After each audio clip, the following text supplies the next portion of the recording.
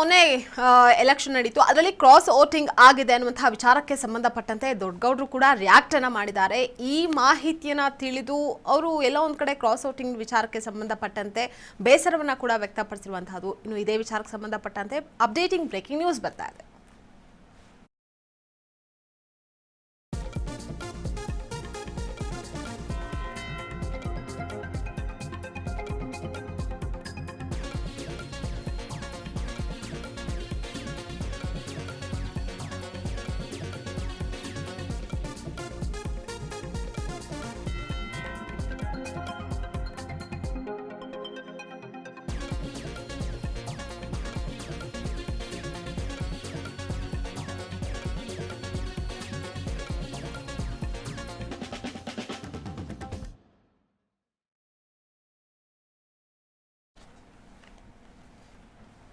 ನನಗೆ ನನ್ನೇ cross voting ಶೂರರ ಮಾಹಿತಿ ತಿಳಿದು ಗೌಡ್ರಿಗೆ ಶಾಕ್ ಎದುರಾಗಿದೆ.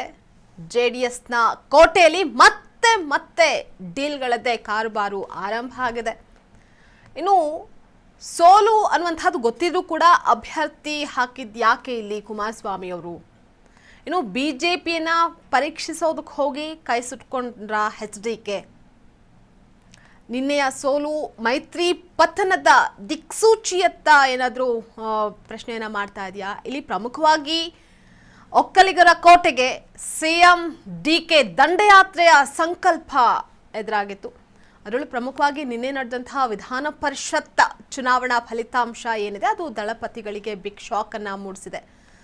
ಪಕ್ಷಾಂತರ ಹಾಗೆ ಕ್ರಾಸ್ ವೋಟಿಂಗ್ ಅನ್ನುವಂಥದ್ದು JDSಗೆ ಹೊಸದೇನಲ್ಲ. ಇನ್ನು ನಿನ್ನೆಯ ಸೋಲು ಏನಿದೆ ಅದು ನಿರೀಕ್ಷಿತವಾದಂತಹ ಸೋಲು. ಇದೇ ವಿಚಾರಕ್ಕೆ ಸಂಬಂಧಪಟ್ಟಂತೆ ಕುಮಾರಸ್ವಾಮಿ ಅವರು ಕೂಡ ನಿನ್ನೆ ಪ್ರೆಸ್ ಮೀಟನ್ನು ಮಾಡಿದಂತಹ ಸಂದರ್ಭದಲ್ಲಿ ಹೇಳಿದರು. ಯಾಕಂದರೆ ನಿರೀಕ್ಷಿತವಾಗಿ ಸೋಲ್ತೀವಿ ಅಂತ ಹೇಳಿ ಗೊತ್ತಿದ್ರೂ ಕೂಡ ಅಭ್ಯರ್ಥಿಯನ್ನು ಹಾಕಿದ್ಯಾಕೆ? ಯಾಕಂದರೆ ಅಭ್ಯರ್ಥಿ ಗೆಲ್ಲಿಸುವಂತಹದ್ದು ಕೂಡ ಶಾಸಕರ ಸಂಖ್ಯಾಬಲ JDS ಬಳಿ ಇರಲಿಲ್ಲ. ಇದು ಕುಮಾರಸ್ವಾಮಿ ಅವರ ಸ್ವಯಂಕೃತ ಅಪರಾಧ ಅಂತ ಹೇಳಿ ಮತ್ತೊಂದು ಕಡೆ ಚರ್ಚೆಗಳು ಸಹ ಆಗ್ತಾ ಇದೆ. ಮೈತ್ರಿ ಪಕ್ಷ BJPಯನ್ನು ಪರೀಕ್ಷೆ ಮಾಡೋದಕ್ಕೆ ಹೋಗಿ ಕೇಂದ್ರ ಮಂತ್ರಿ ಕುಮಾರಸ್ವಾಮಿ ಅವರು ಸ್ವತಃ ತಾವೇ ಇಲ್ಲಿ ಫೇಲ್ ಆಗಿದ್ದಾರೆ ಅನ್ನುವಂಥದ್ದು ಮೇಲ್ನೋಟಕ್ಕೆ ಕಂಡುಬರ್ತಾ ಇದೆ.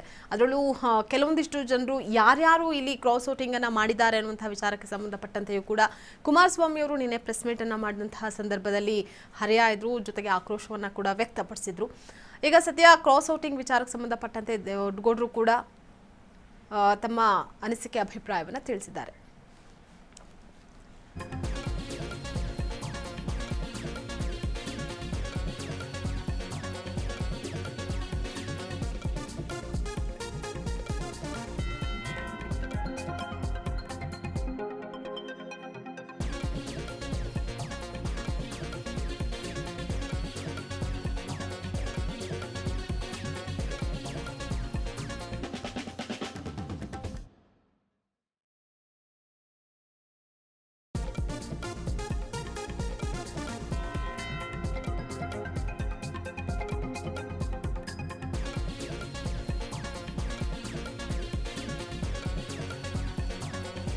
ಈ ಕ್ರಾಸ್ ವೋಟಿಂಗ್ ಅನ್ನುವಂಥದ್ದೇನಿದೆ ಅದು JDSಗೆ ಹೊಸದೇನಲ್ಲ, ಪಕ್ಷಾಂತರ ಅನ್ನುವಂಥದ್ದು ಕೂಡ ಹೊಸದೇನಲ್ಲ. ಬಟ್ ಆದರೂ ಕೂಡ JDSನ ಅಭ್ಯರ್ಥಿಯನ್ನ ಗೆಲ್ಲಿಸುವಷ್ಟು ಸಂಖ್ಯಾಬಲ ಕೂಡ JDSನ ಬಳಿ ಇರಲಿಲ್ಲ. ಇನ್ನು ನಂಬಿಕೊಂಡು BJPಯನ್ನು ನಂಬಿಕೊಂಡು HDKಗೆ ಇಲ್ಲಿ ಕೈ ಕೊಟ್ಟಿದ್ದು ಯಾಕೆ ಅನ್ನುವಂಥ ಪ್ರಶ್ನೆ ಕೂಡ ಇಲ್ಲಿ ಎದುರಾಗುತ್ತೆ. ಕ್ರಾಸ್ ವೋಟ್ ಮಾಡಿದವ್ರು ಯಾರೆಲ್ಲ ಇದ್ದಾರೆ ಅವ್ರಿಗೆಲ್ಲ ಮುಂದಿನ ಚುನಾವಣೆ ಏನಿದೆ 2028ಕ್ಕೆ ಬರುವಂತಹ ಚುನಾವಣೆ ಸಂದರ್ಭದಲ್ಲಿ ಟಿಕೆಟ್ ಕೈ ತಪ್ಪುವಂತಹ ಸಾಧ್ಯತೆ ಇದೆ. ಜೊತೆಗೆ ಸೋಲಿನ ಪರಾಮರ್ಶೆಯನ್ನ ದಳಪತಿಗೆ ನಡೆಸಿದಂತಹ ಸಂದರ್ಭದಲ್ಲಿ ಬಿಗ್ ಶಾಕ್ ಕೂಡ ಎದುರಾಗಿದೆ. ಡಜನ್ಗೂ ಹೆಚ್ಚು ಶಾಸಕರು ಕಾಂಗ್ರೆಸ್ನ ಸಂಪರ್ಕದಲ್ಲಿ ಇದ್ರು ಅನ್ನುವಂಥ ವಿಚಾರ.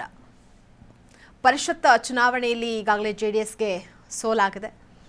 JDS ಕೋಟೆಯಲ್ಲಿ ಕಂಪನ ಸೃಷ್ಟಿಯನ್ನು ಸಹ ಮಾಡಿದೆ.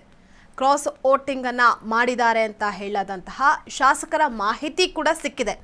ಆ ಲಿಸ್ಟಲ್ಲಿರುವಂತಹ ಶಾಸಕರು ಯಾರೆಲ್ಲ ಇದ್ದಾರಲ್ವಾ ಅವರ ಹೆಸರುಗಳನ್ನು ನೋಡಿ ಸ್ವತಃ ಕುಮಾರಸ್ವಾಮಿ ಅವರೇ ಇಲ್ಲಿ ಶಾಕ್ ಆಗಿದ್ದಾರೆ.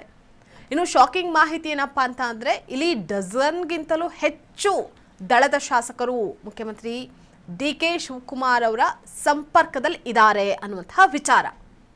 ಹಾಗಾಗಿ JDS ಶಾಸಕರನ್ನ ಹಿಡಿದಿಟ್ಕೊಳ್ಳೋದು ಕೂಡ ಮತ್ತೆ ಅವರನ್ನ ವಿಶ್ವಾಸಕ್ಕೆ ತೆಗೆದುಕೊಳ್ಳೋದು ಕೂಡ HDKಗೆ ಸವಾಲಾಗಿ ಪರಿಣಮಿಸಿದೆ. ಅದರಲ್ಲೂ ಪ್ರಮುಖವಾಗಿ HDK, ಅದರಲ್ಲೂ JDSನಲ್ಲಿ ಹಿಂದಿನಿಂದಲೂ ಕೂಡ ಸಾಕಷ್ಟು ವಿಚಾರಗಳಿಗೆ ಸಂಬಂಧಪಟ್ಟಂತೆ ನಾಯಕರ ನಡುವೆ ಮನಸ್ತಾಪಗಳು ಕೂಡ ಎದುರಾಗಿತ್ತು. ಆ ಎಲ್ಲ ಮನಸ್ತಾಪದ ನಡುವೆ ಅದರ ಜೊತೆಗೆ BJP JDS ಹೊಂದಾಣಿಕೆ ರಾಜಕೀಯ ಕೂಡ ಎಲ್ಲ ಒಂದು ಕಡೆ ಈ ಎಲೆಕ್ಷನ್ಗೆ ದೊಡ್ಡ ಮಟ್ಟದಲ್ಲಿ ಪರಿಣಾಮ ಬೀರಿದೆ. ಮತ್ತೊಂದು ಕಡೆ ಮುಖ್ಯಮಂತ್ರಿ ಆದ ಬಳಿಕ DK ಶಿವಕುಮಾರ್ ಅವರಿಗೆ ಇದು ಮೊದಲ ಚುನಾವಣೆ ಕೂಡ ಆಗಿತ್ತು. ಹಾಗಾಗಿ ಸಕ್ಸಸ್ ಅನ್ನುವಂಥದ್ದು ಅವ್ರಿಗೂ ಕೂಡ ತುಂಬಾ ಇಂಪಾರ್ಟೆಂಟ್ ಆಗಿತ್ತು. ಇದೆಲ್ಲ ಬೆನ್ನಲ್ಲೇ JDS ಶಾಸಕರ ಮುನಿಸು ಒಂದು ಕಡೆ, ಮತ್ತೊಂದು ಕಡೆ ಡಜನ್ಗಿಂತಲೂ ಹೆಚ್ಚು ದಳದ ಶಾಸಕರು ಮುಖ್ಯಮಂತ್ರಿ DK ಶಿವಕುಮಾರ್ ಅವರ ಸಂಪರ್ಕದಲ್ಲಿ ಇದ್ದಾರೆ ಅನ್ನುವಂಥ ವಿಚಾರ ಕೂಡ.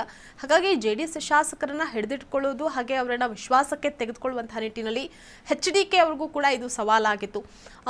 ಎಲ್ಲ ಒಂದು ಕಡೆ ರೆಸಾರ್ಟ್ ರಾಜಕೀಯ ಇಲ್ಲಿ ಅಷ್ಟರ ಮಟ್ಟಿಗೆ ವರ್ಕೌಟ್ ಆಗಿಲ್ಲ ಅನ್ನುವಂಥದ್ದು ಕೂಡ ಮೇಲ್ನೋಟಕ್ಕೆ ಕಂಡು ಬರ್ತಾ ಇದೆ. ಇನ್ನು 2028ರ ಮೇಲೆ ಕಣ್ಣಿಟ್ಟಿರುವಂತಹ DK ಶಿವಕುಮಾರ್ ಅವರು ಒಕ್ಕಲಿಗರ ಕೋಟೆ ಮೇಲೆ ಈಗ ಸದ್ಯ ಕಣ್ಣಿಟ್ಟಿದ್ದಾರೆ.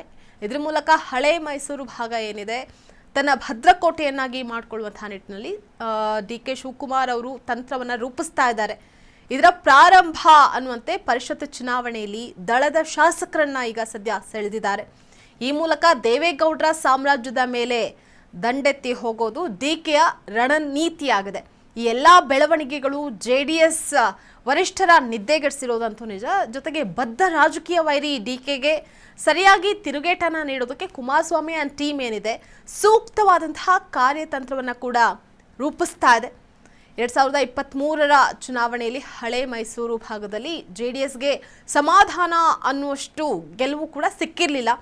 2023ರ ಚುನಾವಣೆ ಅಷ್ಟು ಸುಲಭದ್ದು ಕೂಡ ಆಗಿರಲಿಲ್ಲ. ಹಾಗಾಗಿ ಗೆಲುವು ಅನ್ನುವಂಥದ್ದು ಒಂದು ಕಡೆ ನಿರೀಕ್ಷಿತವಾಗಿ ಕೂಡ ಇರಲಿಲ್ಲ. ಎಲ್ಲೊಂದು ಕಡೆ ಹಳೆ ಮೈಸೂರು ಭಾಗ ಅಂತ ಅಂದರೆ JDSನ ಭದ್ರಕೋಟೆ ಅಂತ ಹೇಳಲಾಗ್ತಾ ಇತ್ತು. ಈಗ ಸದ್ಯ ಅದು ಕೂಡ ಛಿದ್ರವಾಗಿದೆ. ವಿಶೇಷವಾಗಿ ಮಂಡ್ಯ ಮತ್ತು ಹಾಸನ ಜಿಲ್ಲೆಗಳಲ್ಲಿ ತೀವ್ರ ಹಿನ್ನಡೆ ಕೂಡ ಆಗಿತ್ತು JDSಗೆ.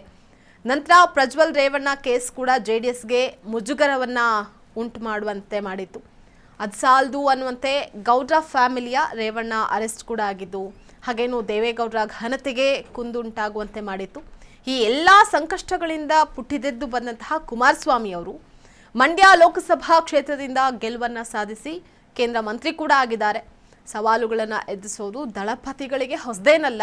ಈಗ ಸ್ವಪಕ್ಷೀಯರೇ JDS ವಿರುದ್ಧ ತಿರುಗಿ ಬಿದ್ದು ಕ್ರಾಸ್ ಔಟ್ ಮಾಡಿರೋದನ್ನ ಕುಮಾರಸ್ವಾಮಿ ಯಾವ ರೀತಿ ಮೆಟ್ಟು ನಿಲ್ತಾರೆ ಅನ್ನುವಂತಹದನ್ನು ಸಹ ಸದ್ಯ ನಾವು ಕಾದು ನೋಡಬೇಕಾಗಿದೆ.